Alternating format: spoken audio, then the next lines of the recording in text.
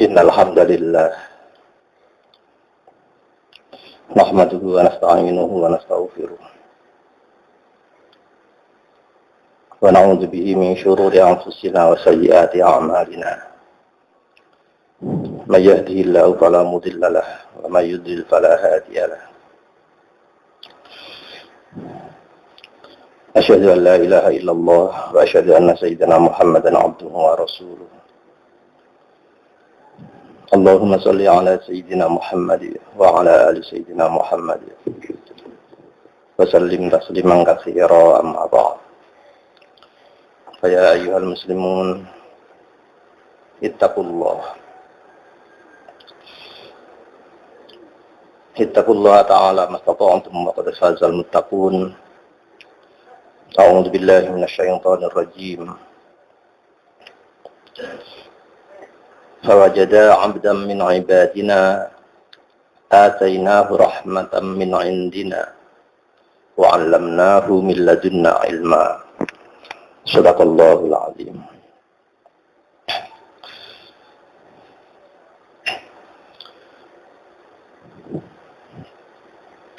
Jumat kemarin kita bicara tentang pertemuan dua disiplin ilmu antara Nabiullah Musa alaihi salatu wassalam sebagai Rasul yang bertugas menyampaikan risalah kepada umat, dan Nabiullah Khadir alaihi salatu wassalam sebagai Nabi yang tidak diberi tugas atau tidak bertugas menyampaikan misi kepada umat. Dan beberapa yang bisa dipetik sebagai pelajaran bahwa ilmu Allah itu banyak, sangat banyak dan tidak terbatas.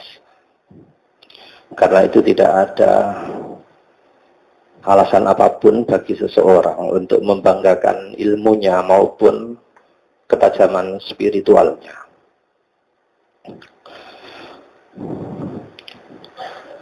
Disebutkan bahwa Nabiullah Musa alaihi salatu wassalam dengan susah payah ingin berguru kepada Nabi Khadir. Bahkan Al-Quran menyebut perjalanan itu sangat meletihkan. Sangat meletihkan. Min safarina hadza nasaba. Bahkan rutenya pun sampai kebablasan. Karena tidak tahu sesungguhnya di mana Nabi Khadir itu berada. Isyarat hanya menunjukkan Majma'ul Bahrain. Nabi Musa yang sudah berpengalaman di medan itu terpaksa harus kembali lagi meniti perjalanan. Fartadda ala atharihi ma qasasa. Ini sebagai peringatan bagi orang yang mempunyai perjalanan spiritual atau yang meyakini bahwa Nabi Khadir itu sangat bisa kita hubungi. Kemarin sudah kami sampaikan pendapat Imam Ibnu Katsir bahwa Nabi Khadir itu sudah mati secara manusiawi, secara alami sudah mati, sudah wafat. Tetapi karena Nabi itu mempunyai keistimewaan wa huwa hayyun atau bal ahya, maka bisa kita hubungi dengan cara khusus.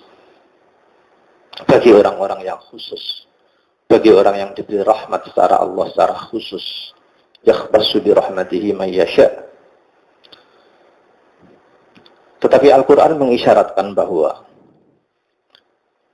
susah, sehingga tidak boleh orang sembarangan sedikit-sedikit ketemu Nabi Khadir, sedikit ketemu Nabi Khadir. Saya ingin membuat ilustrasi yang barangkali bisa dijadikan pedoman ya. Janganlah menyesatkan umat dengan sakral-sakral seperti itu. Apalagi ada, ya saya tidak membantah, sengono foto nih dan lain-lain itu. Para nabi tidak terfoto.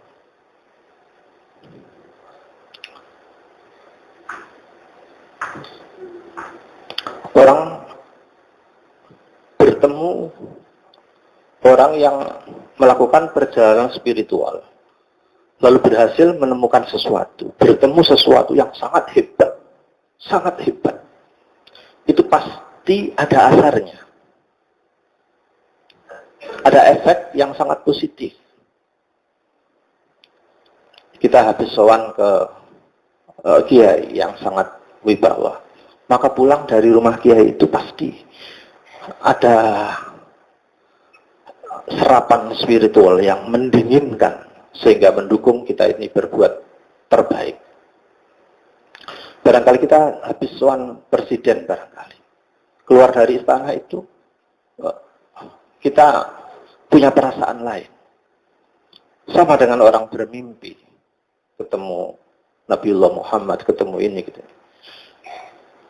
Ibarat orang yang menemukan brilian umpama sebesar kelereng. Itu fadl betul. Jika orang itu tua, jika orang itu dewasa dan berilmu betul, mengerti seberapa hebat, seberapa bernilai berlian sebesar kelereng itu, maka begitu menemukan, lalu dia diam, menang. Bahkan ditanya pun enggak ngaku itu. Apa mau cak sing sampean saiki iku? Kowe disaiki gitu. Oh, kok apa-apa. Enggak itu tadi lho, kok. Enggak apa-apa kok. Ditanya pun enggak ngaku. Karena begitu besarnya nilai yang ditemukan. Enggak sama dengan arek cilik ya. Arek cilik kan enggak ngerti itu. Begitu menemukan berlian sebesar kelereng, itu dituduh-tuduh wong dino koncone. Iki lho api, aku nemu iki aku nemu. Ini sebagai gambaran. Karena itu silahkan, saya tidak ada hak apa-apa. Tapi ilmu harus disampaikan bahwa seseorang yang dalam perjalanan spiritualnya tinggi dan bisa berhubungan seperti itu pasti punya asar yang kuat. Entah keilmuannya tambah seperti Nabi Musa yang telah menemukan Nabi Khadir, maka mempunyai mental yang sangat hebat, perjalanan spiritual sangat bagus. Tapi kalau ngomong-ngomong tuh Nabi Khadir terus biasa-biasa saja dan begitu-begitu saja juga, keilmuannya juga tidak meningkat, ketakwaannya juga tidak tinggi, spiritualnya juga tidak tajam, ya maka silahkanlah, itu hak orang. Tetapi kita mempunyai skor sendiri, mempunyai rumusan sendiri yang sudah digariskan oleh Al-Quran. Untuk itu, ketundukan kita terhadap Allah Subhanahu wa ta'ala sebagai zat yang maha berilmu. Pada saat dua disiplin ini bertemu antara Nabiullah Musa alaihi salatu wassalam dan Nabiullah Khadir, Nabi Khadir tidak mau terjebak oleh disiplin ilmu yang dimiliki Nabi Musa. Karena mungkin secara referensi Nabi Musa lebih kaya dengan kitab Taurat. Tetapi Nabi Khadir justru keluar, lepas dari disiplin ilmu itu dan masuk ke dunia spiritualnya sendiri yang ma'rifat, yang gnosis, yang transparan, yang tak dimiliki oleh Nabiullah Musa alaihi salatu wassalam. Dengan membaca atau memprediksi masa depan yang pasti, meskipun meminta korban, meskipun meminta risiko yang sangat besar. Bisa dibayangkan yang ditunjukkan Nabi Khadir pertama naik perahu lalu dilubangi, akhraqtaha litughriqa ahlaha, dirusak. Pasti kitab fikih, dunia ilmu murni yang tidak digabungkan dengan pandangan futuristik ke depan, pasti mengatakan tidak boleh. Pasti tidak boleh. Benar yang disampaikan Nabi Musa. Tetapi ternyata di masa depan, di depan itu ada yang ingin dicapai, yaitu penyelamatan perahu itu. Karena ada raja bajak laut yang merampas daripada kehilangan perahu sepenuhnya. Utuh kehilangan, lebih baik rusak sedikit, nanti di darat sudah ditambal, bisa diperbaiki lagi. Kalkulasi seperti ini tidak disampaikan dulu oleh Nabi Khadir kepada Nabi Musa. Karena itu sering kita jumpai orang-orang yang pikirannya itu spektakuler. Pikirannya itu kita enggak lutut ya. Kayak begitu sekian tahun terus, iya benar kok biyen benar. Tapi kenapa tidak diberitahukan sebelumnya? Lah itulah sebuah kerahasiaan Tuhan. Takut-takut nanti disi kerso. Wis pokoke manuto aja lah manuto. Itu masih tak seberapa dibanding sebuah kos yang sangat menyalahi syariah. Nabi Khadir melihat bocah yang manis, yang cakep, yang ganteng sedang bermain tanpa dosa, tiba-tiba dipegang, diuntir, gulunya dibunuh. Ini andaikan hidup sekarang sudah diseret oleh polisi, dimasuk pelanggaran HAM. Tapi bisa dibayangkan tindakan seperti itu karena ada pertimbangan yang tak masuk akal, yang tak terjangkau oleh akal, tetapi ada, pasti terjadi. Bahwa kedua orang tua anak itu sesungguhnya orang yang solih sekali. Tapi hanya punya anak satu itu dan dimanjakan menurut pembacaan takdir, menurut qadha yang hanya bisa dibaca oleh Nabi Khadir. Ini ke depan anak ini durhaka. Yang tahu itu Nabi Khadir, Nabi Musa tidak tahu. Timbangan yang kok gede itu bisa mengkufurkan kedua orang tuanya, maka lebih baik dibunuh saiki.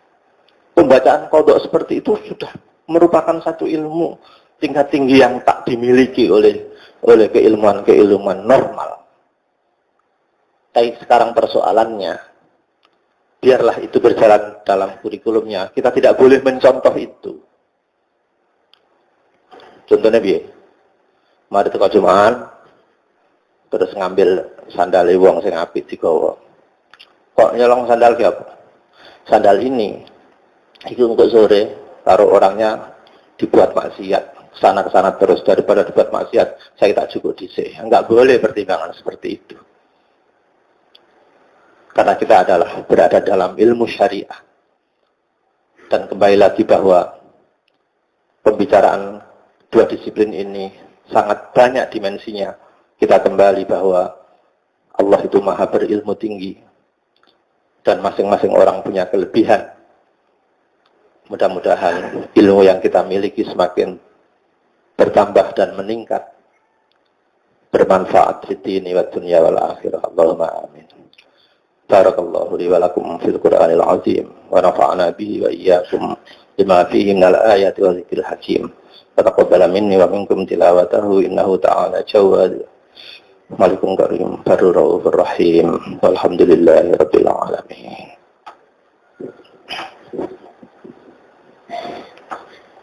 اللهم صل على سيدنا محمد وعلى آل سيدنا محمد.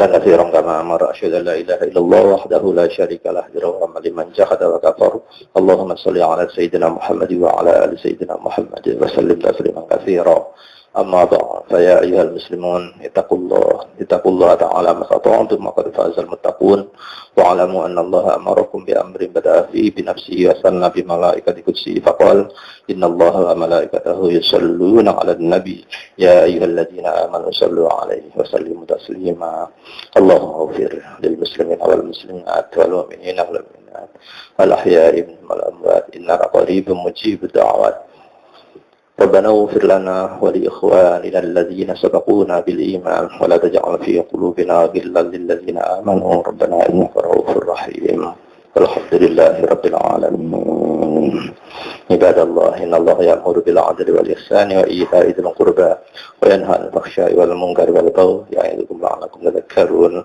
اذكروا الله العظيم يذكركم واسألوا من فضله يعطيكم ولذكر الله أكبر.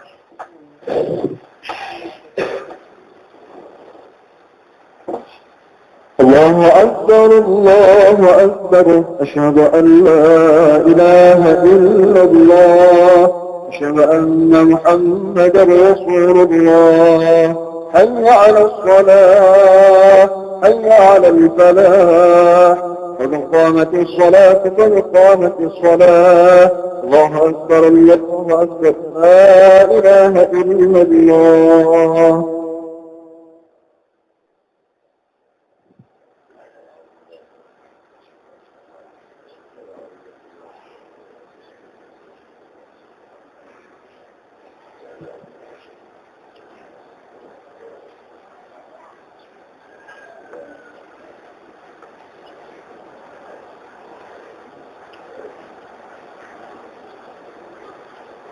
الله أكبر.